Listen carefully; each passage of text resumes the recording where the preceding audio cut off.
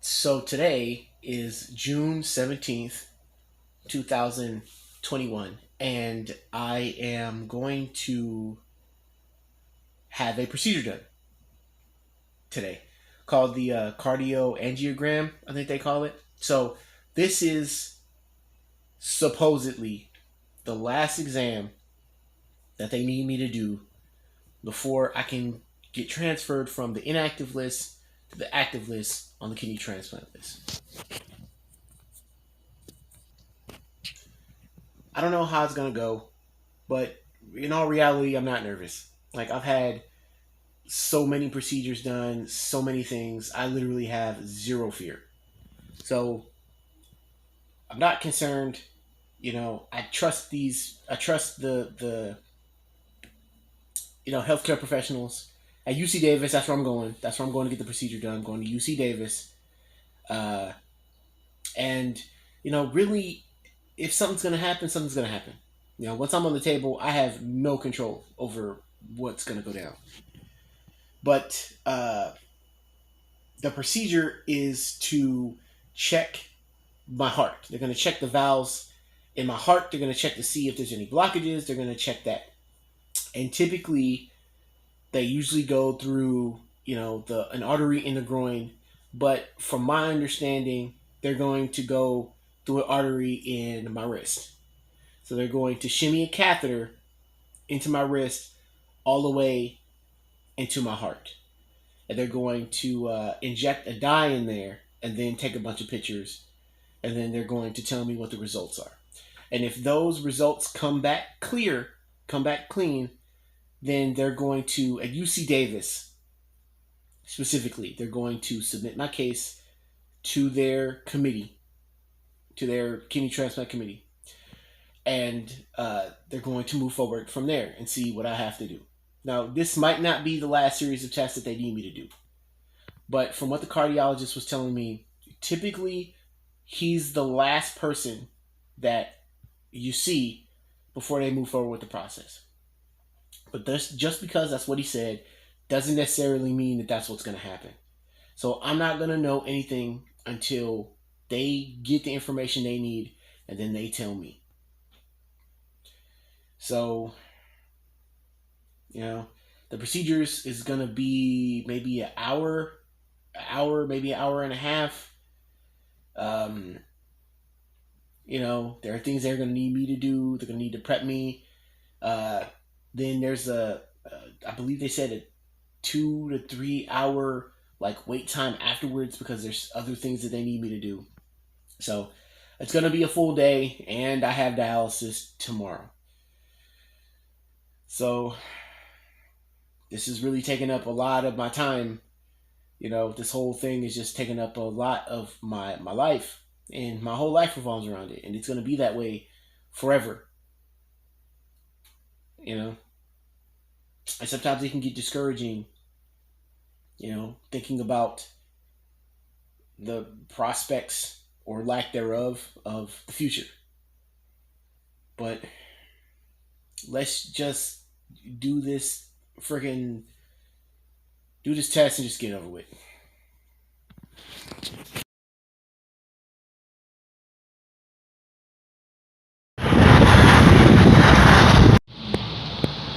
Ooh, you're not gonna be able to catch the butt. Have you been having any difficulty urinating? Yeah, anything with urinating? How about any difficulty going to the bathroom? She's 98 right now, so. I see that. I don't know if it's recording. Here?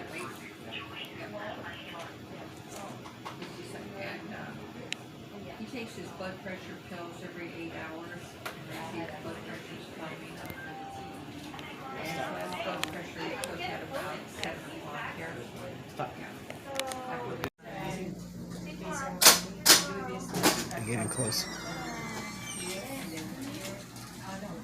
That's it. You don't gotta get the food. Why? I just wanted you to get the Mom, you don't have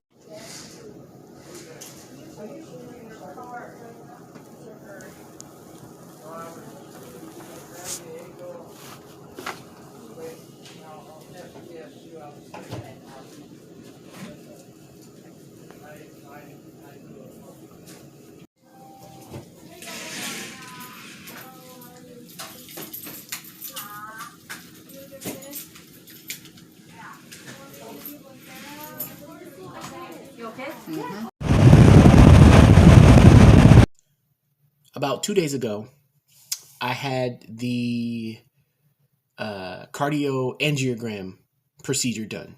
So supposedly that's the last step that I need to take before I am eligible to be put on the active kidney transplant list. So this is how the procedure went. Okay, so they scheduled me the appointment. I show up there at noon. So my appointment was the procedure was at 1. So I show up there, and they prep you like they would any normal surgery. And the procedure takes about an hour, but when you're actually on the table, it doesn't feel that long. So what a cardioangiogram is they want to check for this particular procedure, they want to check for plaque in your heart. So in order to do that, they need to insert a catheter into a major artery in either your groin or your wrist. So luckily for me, they chose the wrist. So once they like, wipe you down, they prep you, they strap you down to the table, they start shaving. Now, one place that they do the procedure is the groin. So yes, they shaved both sides of my pelvis, and they were not very gentle about it. But for me, because I have such good veins in my my wrist, they went through my wrist, but they cut the grass on just to be sure. So if like I was on the table, for example, and something went wrong with the wrist and they couldn't use it, they'd have to immediately go to the groin. And I'm so glad they didn't do that, because the procedure is painful. I was awake the whole time, and they gave me like localized anesthesia, but it still didn't take away like the pain. Like it still hurt like a lot actually, because I don't know if, well, I mean, you can't see, but they made an insertion here with the catheter, and they had my arm straight, and they shimmied the catheter all the way into my heart cavity. So from there, what they did was they filled my heart cavity with a dye, a contrast, to illuminate it so that way they could take pictures to see the plaque inside. So that is what the procedure is. The recovery time, they said, was like 2 to 3 hours, but it didn't feel that long to me. But I recover fairly quickly. Not that I'm saying look at me and look at it like, oh, I'm so good or I'm so great, but like I recovered fairly quickly, which worked out great because I didn't have to be there all day. But I showed up at noon, and then I was there from like noon to 5. So that's a pretty long time. But it's a pretty standard procedure. It went smoothly. It went fine. It usually does. I'm a relatively healthy person. I'm a relatively young guy. So it wasn't as bad as it could have been. The recovery mandates or the restrictions are for, I believe they said for the next 3 days, I can't do any heavy lifting of anything more than 5 pounds because it can cause bleeding on the inside. So that means I can't like train or hit the heavy bag or anything like that. I can't do that, for a little while.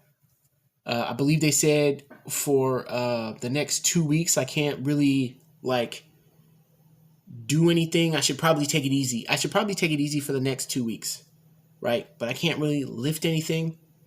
That means I can't like play games or do anything that requires excessive flexing of the wrist. Texting or anything like that. So I just got to take it easy. The procedure was very unpleasant. Like, it hurt a lot despite the localized anesthesia that they gave me. I was awake the whole time. So they just gave me localized anesthesia. You know, it didn't really numb the pain, and it didn't really take the pain away. But it wasn't as excruciating as it could have been had I not got the anesthesia. And it still hurt. Like, there were parts of the procedure where it was like really painful, where I could just like feel him just threading the needle like right into the wrist. And for those of you who aren't familiar with what this procedure is, I'm just going to put a visual aid right here. So that way you can see what exactly they did. Now, I got this procedure done at UC Davis, because they were the ones that, you know, need the procedure done in order to clear me. So from there, where I am in California, CPMC, which is in San Francisco, for those of you who are familiar with the area, and UC Davis, those two transplant centers work together. So if you get one set of...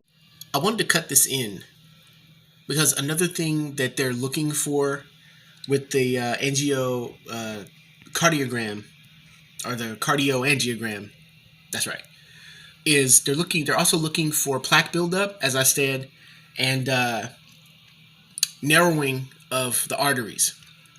So what they do in that case is they'll go in with a balloon and they'll just pump it up via the catheter, and they'll just pump up the arteries to see if it'll open them up. And if that doesn't work, in any event that does not work, what they'll do is they'll put in something called a stent, and I'll put a description of it here, and it'll keep the artery open. I've had something similar done before with this here, with my my graft. There was narrowing on the inside of it, and they went in, they ballooned it, but over time the narrowing continued. So what they did was they just put a stent in to keep it open. So that is also what they're going in to check out. Of things done at one center, that translates to the other centers. They can get that information because they're working together. So there you go. Once they submit that to the committee again, then they'll be able to see whether or not they can move forward with the process. It really has been a long process, you know, just trying to get this one thing accomplished. And I can't say that this is the best experience I've ever had in my life, because that would be a lie. I'd be lying to you if I said that. But now I know for next time. And maybe, you know, if anybody sees this video and they're brand new to this, maybe this could help somebody out navigate through this if they're not getting all the assistance that they need from the people who are supposed to be helping them. So that's it. Until next time, see you guys later.